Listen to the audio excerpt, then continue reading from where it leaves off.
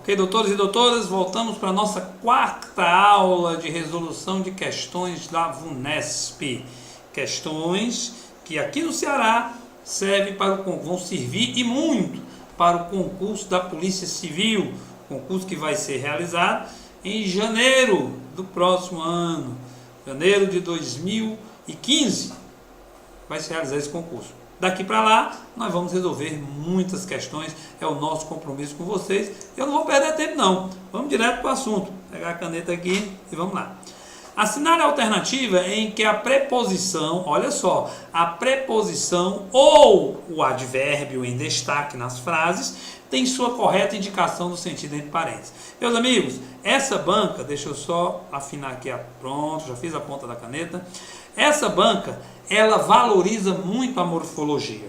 Se você pegar o seu programa, se você pegar o edital do conteúdo programático de português, você vai ver que a morfologia é muito mais cobrada do que a própria sintaxe. Lógico que nós vamos ter questão de concordância, de regência, de colocação pronominal, de crase, mas vai ter morfologia.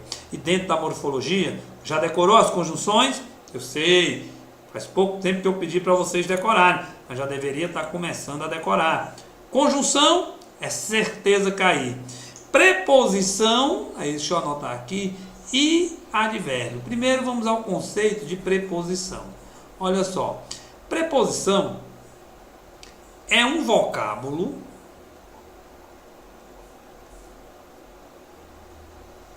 que liga palavras. Deixa eu só apagar aqui esse. Agora eu vou botar aqui o cedilha bem feitinho. Pronto. É um vocábulo que liga palavras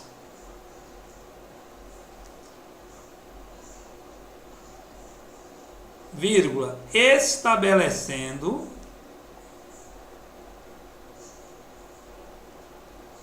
uma relação semântica. Na verdade, a preposição, assim como a conjunção, não tem valor sintático. Tem apenas a capacidade de ligar uma palavra a outra, aí função morfológica, e a função semântica. O que a banca pede é para você identificar este valor semântico da preposição. O que a banca pede é para que você identifique o que a preposição está determinando no texto. Uma mesma preposição, pessoal, pode ter vários valores, pode significar várias coisas. Olha só, se eu digo assim, Mariana foi ao cinema, aí eu vou destacar a preposição agora, ó, com o namorado. Essa preposição está indicando companhia. Mas se eu digo matou a galinha, de novo a preposição, ó, com a faca. Agora essa preposição está indicando instrumento. Mas se eu digo a garota estava com raiva, agora está indicando modo como ela estava. Então vejam que uma mesma preposição pode indicar, pode representar várias coisas. Esse é o primeiro passo, é identificar o valor semântico da preposição, sabendo que a preposição liga palavras estabelecendo uma relação semântica. Preposição é um vocábulo que liga palavras estabelecendo uma relação semântica. Como nós estamos falando de preposição aqui, nós temos que dizer ainda o seguinte, que a combinação é uma espécie de preposição, tem valor de preposição. Combinação, qual é a diferença então da combinação para a contração? Na combinação, não há perda fonética. Vejam, meus amigos, se eu pego o A mais o O e formo AU, isso é uma combinação. Não houve perda fonética. É diferente da contração. E o que é a contração? Na contração, olha só, deixa eu botar aqui. Deixa eu apagar aqui que não saiu o H não. Vamos botar o H para ele ficar bem destacado. Não há perda fonética. Agora saiu. Na contração, há perda fonética. Então, olha só. Não há perda fonética, há perda fonética. Verbo haver no sentido de existir. Se eu pego a preposição em mais a, é igual a quê? Na. Aqui houve perda fonética. Muito bem. Isso tem valor de preposição. Tanto a combinação, e não há perda fonética, quanto a contração, em que há perda fonética, tem valor de preposição. Ligam palavras, estabelecendo uma relação semântica. Já o advérbio, vamos voltar para o advérbio para poder responder a questão. Já o advérbio, deixa eu botar mais um pouquinho aqui embaixo, apagar. O advérbio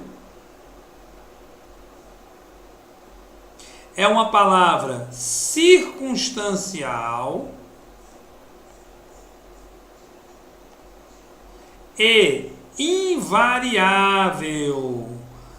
Olha só o que é que o advérbio é.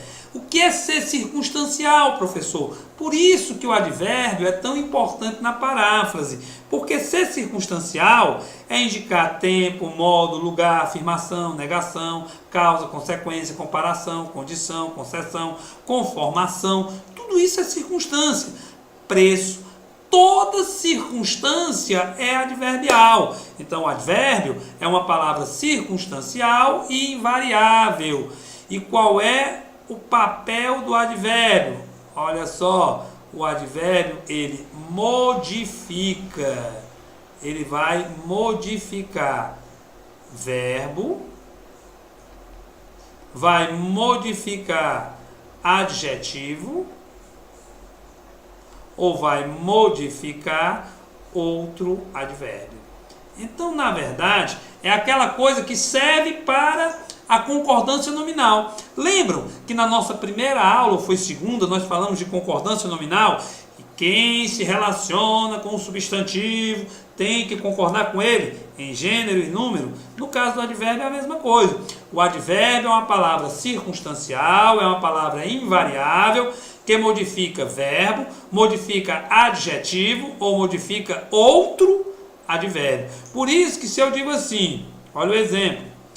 As garotas eram bastante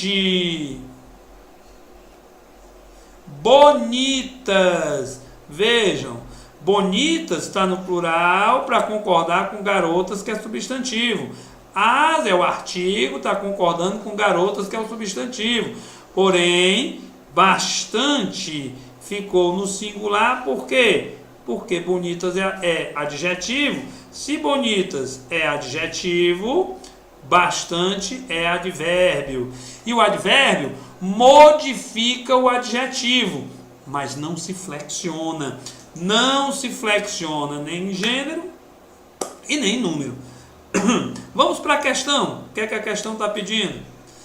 Assinale a alternativa em que a preposição ou o advérbio, em destaque nas frases, tem sua correta indicação de sentido entre parênteses. Olha só, até onde o humor pode ir? Ele está dizendo que é finalidade. Finalidade não. O até aí está dando a ideia de espaço. Até que ponto o humor pode chegar? Não é a finalidade do humor, é até onde ele pode chegar. Por isso que está errado a letra A. A preposição até não está indicando finalidade. Aqui, falso. B. Vale gozar da religião dos outros. Dos aí, a preposição de, não está indicando causa. Detalhe, a preposição de, vamos voltar para a lousa. Eu gosto de explicar com bem calma, porque dos é a contração da preposição de mais o os. Na verdade, essa preposição de, ela pode sim indicar causa. Se eu disser assim, olha, morreu de fome. Quando eu digo morreu de fome, o de aqui está indicando realmente causa. Qual foi a causa da morte? A fome. De indica causa. Mas nem sempre essa preposição vai indicar causa. Se você volta para a prova e coloca aqui, olha, vale gozar da religião dos outros. Essa preposição de aqui está indicando, desculpem aí, está indicando posse. Então o dos está indicando posse. Por isso que está errado a letra B.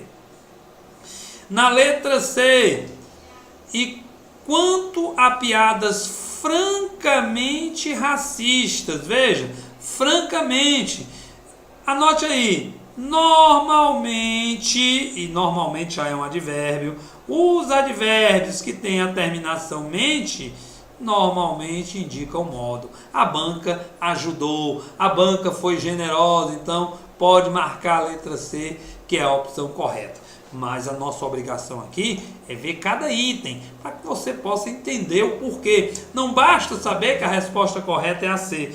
O segredo é saber por que não é a A, por que não é a B.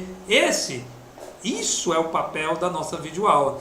É mostrar para você com detalhes a resolução das questões. Vejam, nisso ele até se parece com as religiões. Ele está dizendo que é intensidade. Lógico que o com não está indicando intensidade. O com aqui está indicando comparação, né, pessoal? Aqui ele indica comparação. Às vezes a caneta falha, vocês entendem, né? E a letra E, o filósofo observou que o temor reprime as excentricidades mais salientes. Olha, salientes é adjetivo.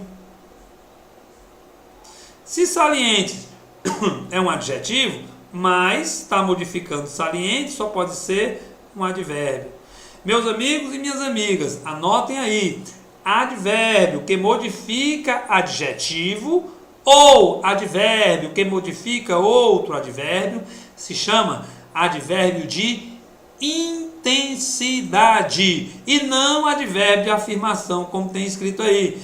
Advérbio que modifica adjetivo ou modifica outro advérbio se chama advérbio de intensidade e não advérbio de afirmação. Por isso que a 7ª questão dessa prova é letra C, de casa. Vamos para a próxima? Perder tempo não.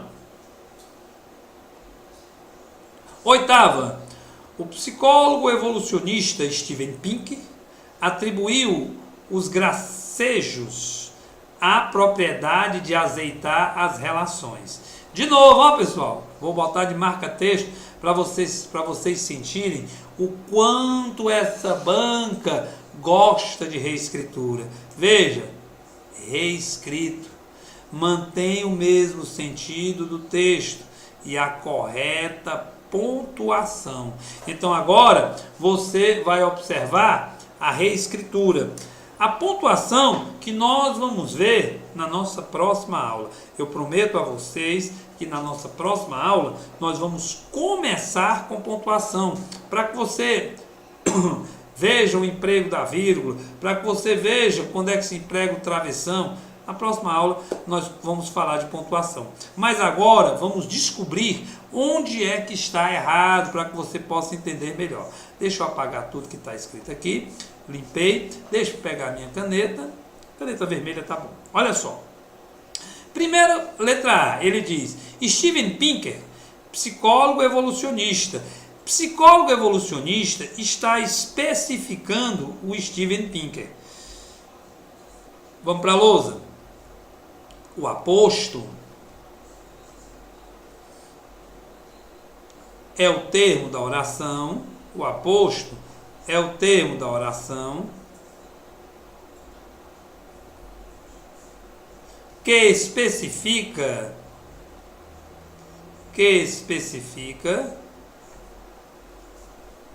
outro termo normalmente anterior. Aí vamos tirar alguns mitos. Não é que o aposto obrigatoriamente tenha de ser separado por vírgula. Não, isso não ocorre. Porém, aqui no texto, deixa eu pegar a borracha e apagar aqui. Aqui no texto, essa vírgula é obrigatória. Primeiro mandamento do emprego da vírgula. Usa-se a vírgula para separar o aposto. Então, vírgula aqui. Sem essa vírgula, vocês estariam colocando uma vírgula entre o sujeito e o verbo. Está errado. Não posso colocar vírgula entre o sujeito e o verbo. Assim, Steven Pinker, vírgula, psicólogo evolucionista, vírgula, atribui às relações sociais os gracejos capazes de azeitá-las. Então, errada a letra A. Vamos para B. Olha o erro da B. Steven Pinker, psicólogo evolucionista, atribuiu. Essa vírgula não pode ser aqui. Ela tem que ser, como nós já falamos, aqui. E aqui está errado porque a oração na ordem direta, a oração se forma com sujeito, verbo, complemento verbal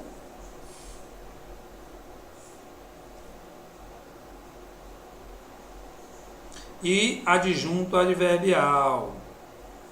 Meus amigos, minhas amigas, não pode existir vírgula entre sujeito e verbo, sujeito e predicado. Nada de vírgula. Pega a borracha, apaga isso aí. Não pode existir vírgula entre verbo e complemento. Nada de vírgula. Pega a borracha, apaga isso aí. Assim, olha o erro da questão. Ele colocou uma vírgula entre... Deixa eu apagar aqui para você ver. Ó. Ele colocou uma vírgula entre o sujeito e o verbo. Vírgula entre o sujeito e o verbo não pode. E ademais, ele não colocou a vírgula do aposto. Portanto, a letra A está errada, era para ter uma vírgula aqui, e a letra B era para ter uma vírgula aqui, e não era para ter essa vírgula aqui. Falso. Letra C. Conforme o psicólogo evolucionista Steven Pinker, a propriedade de azeitar as relações sociais depende dos gracejos. Olha só, faça a pergunta ao verbo. Você diz assim, quem depende dos gracejos? Ninguém, porque quem é só para a pessoa. O que depende dos gracejos? A propriedade de azeitar as relações sociais.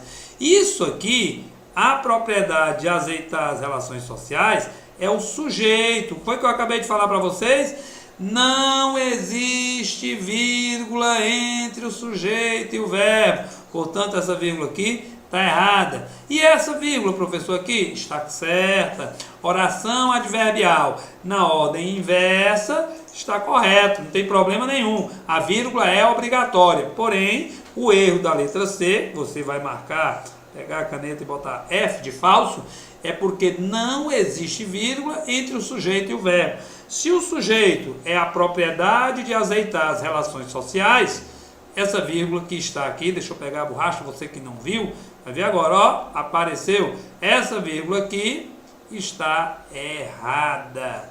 Não pode existir vírgula entre sujeito e entre verbo. Vamos para a letra D?